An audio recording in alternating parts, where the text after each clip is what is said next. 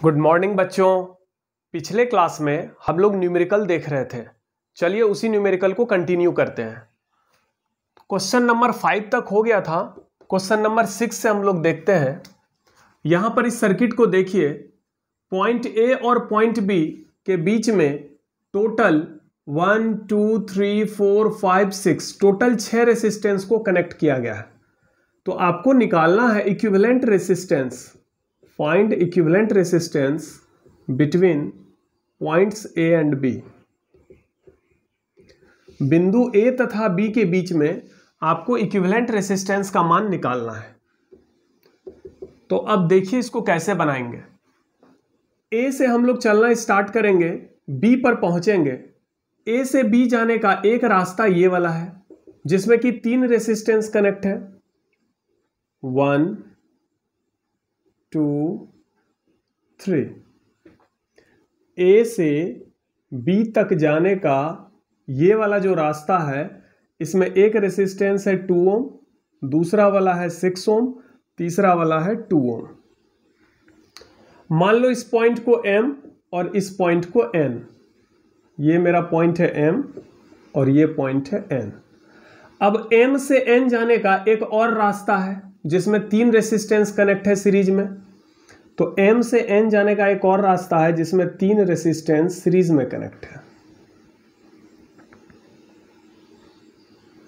ये रेसिस्टेंस है 4 ओम, 4 ओम, 4 ओम, 4 ओम। तो इस डायग्राम को हम ऐसे ड्रॉ कर सकते हैं। A और B के बीच में इक्विवेलेंट रेसिस्टेंस निकालना है। तो A से B जाने का एक ये रास्ता है। करंट जब फ्लो होगा तो ऐसे जाएगा, यहां पर आकर करंट बटेगा। मान लो यहां से I एम्पियर का करंट गया तो इसमें कितना जाएगा, I1, और इसमें I2 जाएगा। अब ये I1 इससे फ्लो होगा, इससे कितना फ्लो होगा, I1, और इससे कितना फ्लो होगा, I1। ये चूंकि तीनों रेसिस्टेंस से सेम करंट फ्लो हो रहा है तो ये तीनों किसमें है, सीरीज। लेकिन ये देखिए, अब इधर I2 है, इधर I1 है। पॉइंट M और N के बीच में एक 6 ओम का रेसिस्टेंस कनेक्ट है, और इधर से देखिए 4 ओम का 3 रेसिस्टेंस कनेक्ट है। तो ये दोनों पैरेलल हो गया, और फिर ये 2 ओम और ये 2 ओम, ये सब किसमें है, सीरीज में है। तो A से B जाने का ये जो रास्ता है, इसमें 3 रेसिस्टेंस है, 2 ओम, 6 ओम, 2 ओम, 2 6 2, और इस 6 के अक्रॉस 4 ओम का 3 रेसिस्टेंस पैरेलल में कनेक्ट है। तो इसका जो इक्विवेलेंट रेसिस्टेंस होगा वो हो जाएगा 2 सीरीज। अब इसको सॉल्व करते हैं। तो इसमें देखिए 6 जो है ये पैरेलल में है, ये तीनों सीरीज है, 4 ओम सीरीज, 4 ओम सीरीज, 4 ओम, और फिर इसके साथ ये सीरीज में है। तो इसको सॉल्व करिए, 2 सीरीज, 6 पैरेलल, 4 ओम का 3 रेसिस्टेंस है जो सीरीज में है, तो डायरेक्ट ऐड होकर 4 4 8 4 12 ओम हो जाएगा, सीरीज 2। अब ये 12 ओम हो गया और ये 6 ओम, ये दोनों पैरेलल है, 12 और 6 पैरेलल। तो इसको कैसे सॉल्व करेंगे, इसको देखिए इधर सॉल्व करते हैं। 2 सीरीज, 12 और 6 पैरेलल है, तो 12 गुना 6 बटे 12 प्लस 6, ये पैरेलल हो जाएगा। फिर सीरीज में क्या है, 2 सीरीज, 12 6 72 बटे 12 6 18, सीरीज 2 सीरीज, 18 4 जा 72, सीरीज 2। ये सब ऐड होगा, सीरीज में है, 2 + 4 + 2, 8 ओम हो जाएगा। तो इसका इक्विवेलेंट रेसिस्टेंस कितना आ गया, 8 ओम। चलिए नेक्स्ट क्वेश्चन देख लेते हैं।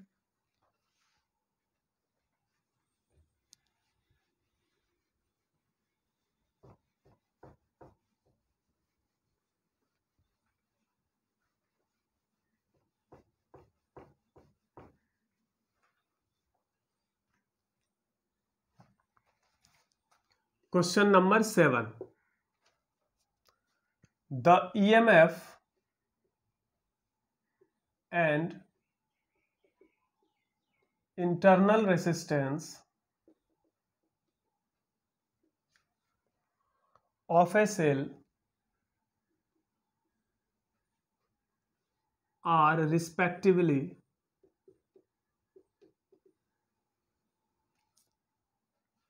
2 volt and 1 ohm. Find the maximum current, find the maximum current delivered by the cell.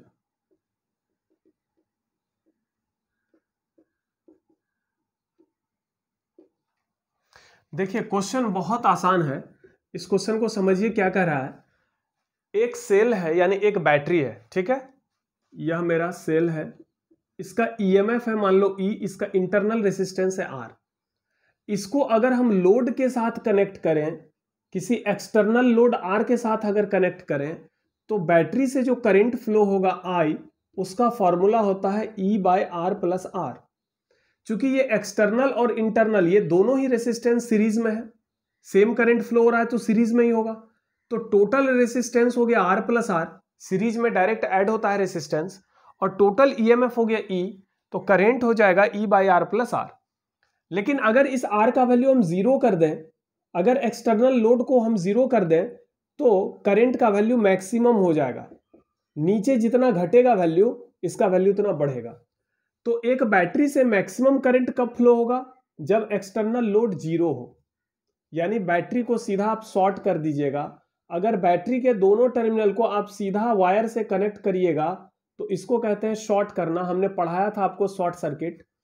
अगर बैटरी के एनोड और कैथोड को सीधा तार से हम जोड़ दें बिना एक्सटर्नल लोड डाले, देख रहे हैं यहां पर एक्सटर्नल लोड जीरो है, तो इस सिचुएशन में आपका मैक्सिमम करंट फ्लो होगा, और मैक्सिमम करंट का वैल्यू हो जाएगा, मैक्सिमम करंट का वैल्यू हो जाएगा E/R, क्योंकि एक्सटर्नल लोड तो जीरो हो चुका है। अब ईएमएफ कितना दिया गया है, बैटरी का ईएमएफ है 2 वोल्ट, और उसका इंटरनल रेसिस्टेंस यहां पर लिखा हुआ आंतरिक प्रतिरोध कितना है, 1 ओम, तो ये कितना हो जाएगा 2 ampere.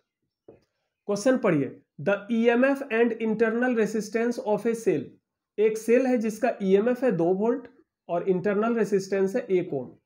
Find the maximum current delivered by the cell.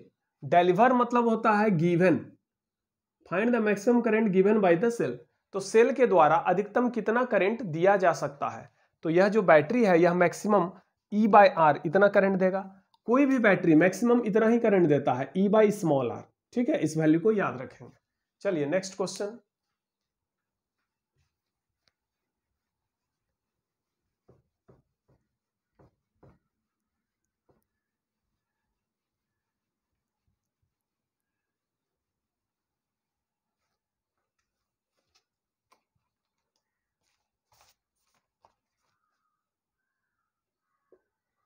Ten cells each of EMF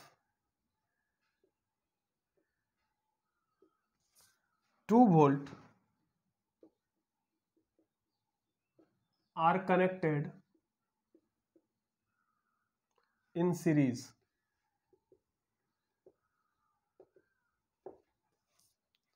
If 3 of them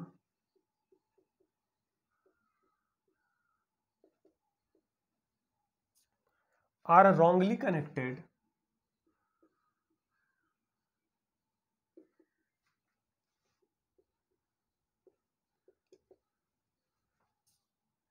then calculate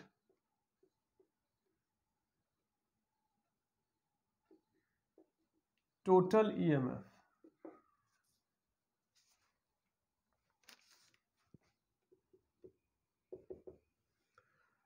question देखिए क्या है, 10 सेल है, 10 बैटरी है, जिसमें प्रत्येक का ईएमएफ 2 वोल्ट है, उसको हमने सीरीज में कनेक्ट किया है।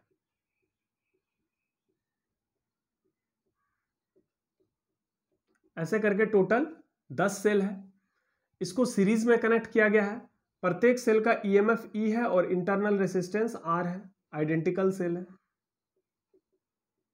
टोटल 10 सेल है, प्रत्येक सेल का ईएमएफ दिया गया है 2 वोल्ट, इंटरनल रेसिस्टेंस नहीं दिया गया, 10 cells each of EMF 2 volt are connected in series। चलिए इंटरनल रेसिस्टेंस नहीं है। If 3 of them are wrongly connected, इसमें से 3 सेल जो है, मान लो लास्ट का 3 सेल, 1 2 3 सेल गलत तरीके से जुड़ा है।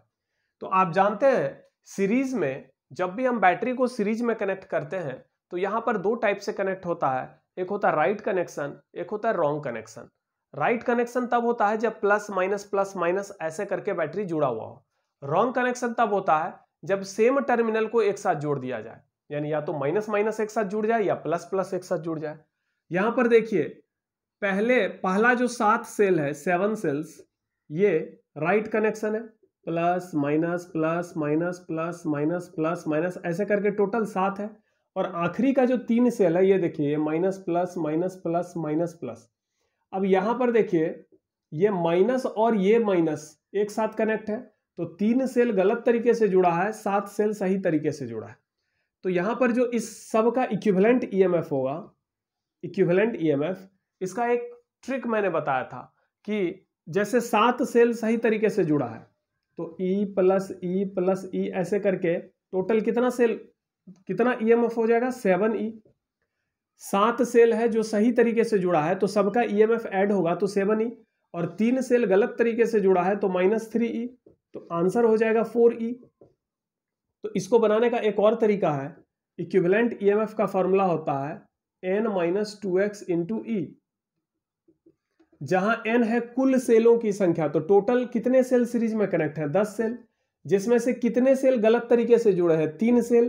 तो ये x क्या है, ये x है number of wrongly connected cell, यानी जितने सेल गलत तरीके से जुड़े हैं उसकी संख्या।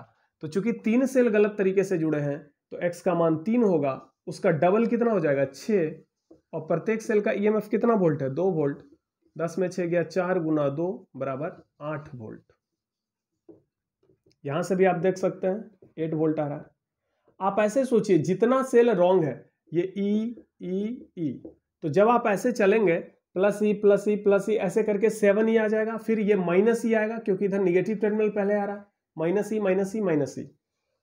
तो जितना रॉन्गली कनेक्टेड है उतना, जैसे 3 सेल रॉन्गली कनेक्टेड है तो 3 और सेल को वो कैंसिल करेगा, तो बच जाएगा हमारे पास 4 सेल का ईएमएफ, तो 4 × 2 8 वोल्ट आंसर हो जाएगा। समझ में आया?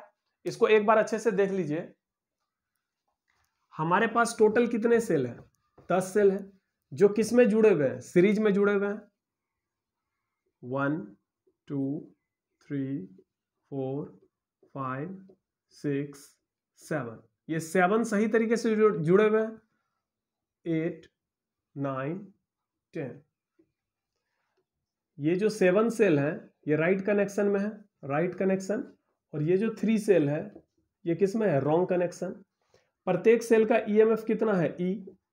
अब इधर से अगर ऐड करोगे तो सीरीज में जो इक्विवेलेंट ईएमएफ का फॉर्मूला होता है वो डायरेक्ट कैसे होता है, E1 + E2 + E3। तो ये E सारे सेल का ईएमएफ हम यहां पर सेम रखे हुए हैं।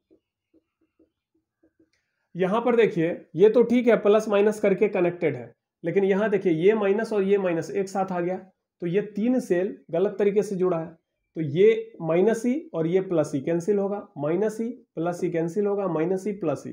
तो जितना भी सेल रॉन्ग कनेक्शन में है ठीक उसका डबल सेल घटेगा, तो टोटल सेल की संख्या कितनी है, 10। टोटल सेल की संख्या है 10, जिसमें गलत तरीके से कितने सेल जुड़े हुए हैं, 3, तो 3 का डबल घटेगा यानी 6 सेल घटेगा। प्रत्येक सेल का ईएमएफ है E, तो आंसर हो जाएगा 10 - 6 4E। प्रत्येक सेल का ईएमएफ 2 वोल्ट है तो आंसर हो जाएगा 8 वोल्ट। चलिए नेक्स्ट क्वेश्चन देखते हैं।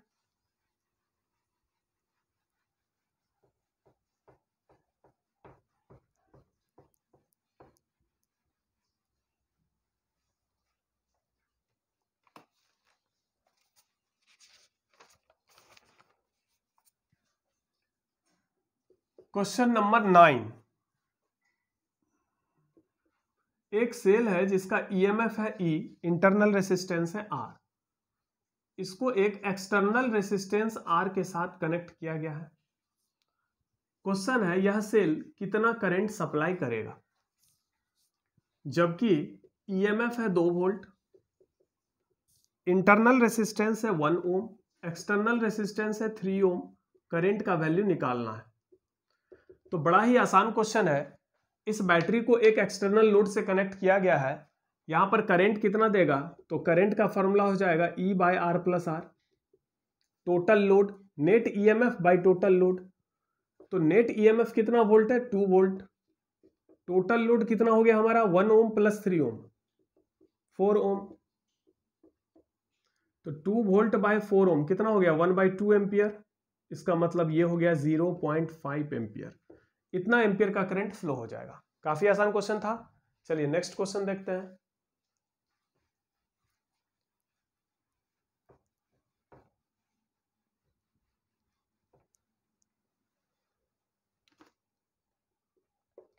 Question number 10। एक सेल है जिसका ईएमएफ है ई, इंटरनल रेसिस्टेंस है आर। इसको एक एक्सटर्नल रेसिस्टेंस आर के साथ कनेक्ट किया गया। इस सेल का ईएमएफ है 8 वोल्ट, इंटरनल रेसिस्टेंस है 2 ओम, एक्सटर्नल रेसिस्टेंस है 14 ओम। टर्मिनल वोल्टेज का वैल्यू निकालना है। टर्मिनल वोल्टेज V का वैल्यू आपको निकालना है। तो अब आप जरा देखिए यहां पर क्या निकालना है, टर्मिनल वोल्टेज। तो हमने आपको बताया था टर्मिनल वोल्टेज का मतलब होता है एनोड वोल्टेज, इसको एनोड कहेंगे, इसको कैथोड कहेंगे। तो टर्मिनल वोल्टेज का मतलब VA माइनस VB, इसका मतलब anode voltage minus cathode voltage, जिसका फॉर्मूला था E minus IR। Terminal voltage अगर VA माइनस VB का मान निकालना हो तो A से B तक जाएंगे। मान लो करंट इस डायरेक्शन में फ्लो होगा, तो जब हम A से B जाएंगे तो ये पहले पॉजिटिव टर्मिनल आ रहा है तो यहां प्लस E लेंगे। फिर यह जो इंटरनल रेसिस्टेंस है कितना वोल्ट खाएगा IR। किसी भी रेसिस्टेंस R से जब I एम्पियर का करंट फ्लो होगा तो वो कितना वोल्ट खा जाएगा I इंटू R। चूंकि करंट फ्लो के उल्टा हम जा रहे हैं तो ये माइनस IR होगा। अब देखिए EMF कितना है, तो EMF है 8 वोल्ट माइनस करंट का वैल्यू तो निकालना पड़ेगा। तो करंट का फॉर्मूला क्या होता है, E माइनस करंट का फॉर्मूला होता है E by R plus R into R।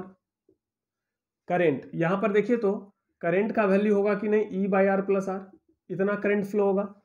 EMF कितना है 8 volt minus 8 by R plus R 2 plus 14 into small r कितना है 2। अब इसको सॉल्व कर लीजिए तो ये हो जाएगा 8 माइनस 8 2 जा 16 बाय 2 प्लस 14 16, कैंसिल होके 1, 8 माइनस 1, आंसर हो जाएगा 7। टर्मिनल वोल्टेज 7 वोल्ट हो जाएगा, सॉरी ओम नहीं होगा वोल्ट होगा। टर्मिनल वोल्टेज कितना हो जाएगा 7 वोल्ट। सबसे पहले आप देखिए करंट कितना फ्लो होगा। करंट का फॉर्मूला होता है E by R plus R. Terminal voltage का फॉर्मूला होता है E minus I R. E minus I का वैल्यू हो जाएगा E by R plus R into R. सारा वैल्यू पुट करके सॉल्व करिएगा 7 वोल्ट आ जाएगा।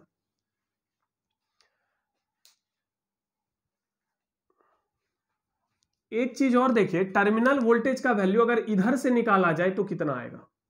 VA माइनस VB को टर्मिनल वोल्टेज कहते हैं। अगर A से B इधर हम जाते हैं तो E माइनस आई आर आएगा।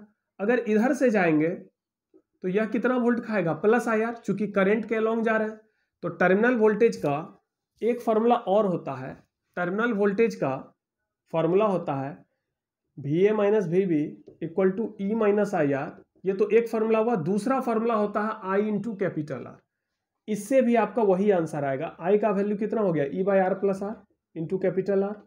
EMF कितना वोल्ट है 8 volt by 14 plus 2 16 into capital R कितना है 14, तो 8 बाय 16 इंटू 14, 8 2 जा 16 2 7 जा 14, 7 वोल्ट। सेम आंसर आएगा। तो टर्मिनल वोल्टेज का दो फार्मूला होता है, एक E माइनस आई आर एक आई आर। पहले आप I निकाल लेंगे, उसके बाद किसी भी फार्मूला से आप निकालिएगा, आपका टर्मिनल वोल्टेज आ जाएगा। चलिए नेक्स्ट क्वेश्चन देखते हैं।